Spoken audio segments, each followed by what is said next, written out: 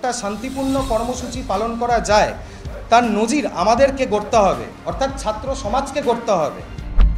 নবান্ন অভিযানে ছদ্মবেশী ছাত্র, পড়াশোনা না করলেও ছাত্র সমাজের সদস্য।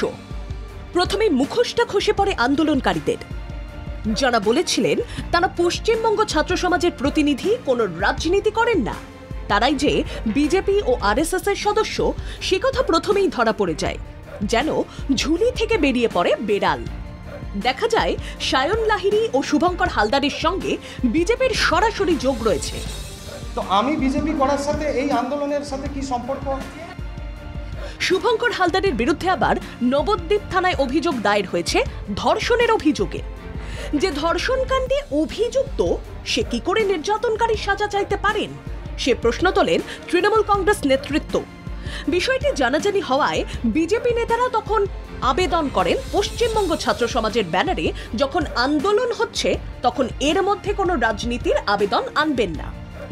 যে কোনো রাজনৈতিক দলের রাজ্যস্তরীয় কোনো নেতা যেন কালকে মিছিলের পুরো ভাগে তারা যেন দায়িত্ব নিয়ে না অংশগ্রহণ করেন। কিন্তু দেখা গেল সেই নবান্ন অভিযানের কারিগরদের কথা খাটলো না, কথা দিয়ে কথা রাখতে পারলেন না আন্দোলনের যারা মুখ।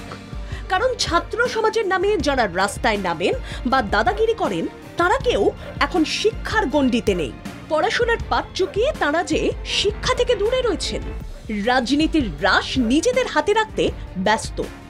জাস্টিস চাওয়ার নাম করে তাঁরা যে নিজেদের প্রচার প্রসার বাড়াতে ব্যস্ত তা এবার রাজপথে নামা আন্দোলনকারীদের থেকে পরিষ্কার হয়ে যায়। তিনি কি কোনো কলেজ বিশ্ববিদ্যালয়ে পড়াশোনা করেন? এখনো পড়াশোনার সঙ্গে কি কোনো যোগ আছে আপনার? ছাত্র সমাজের সদস্য হিসেবে কি বিশৃঙ্খলা তৈরি করতে দল ভারী করছেন? আমাদের প্রতিনিধি পথের দখলদার এক মধ্যবয়স্ক ব্যক্তিকে জিজ্ঞাসা করেন তিনি কি ছাত্র সমাজের প্রতিনিধি, তিনি কোন স্কুল বা কলেজে পড়েন, শিক্ষার জগতের সঙ্গে তার কি কোনো সম্পর্ক আছে?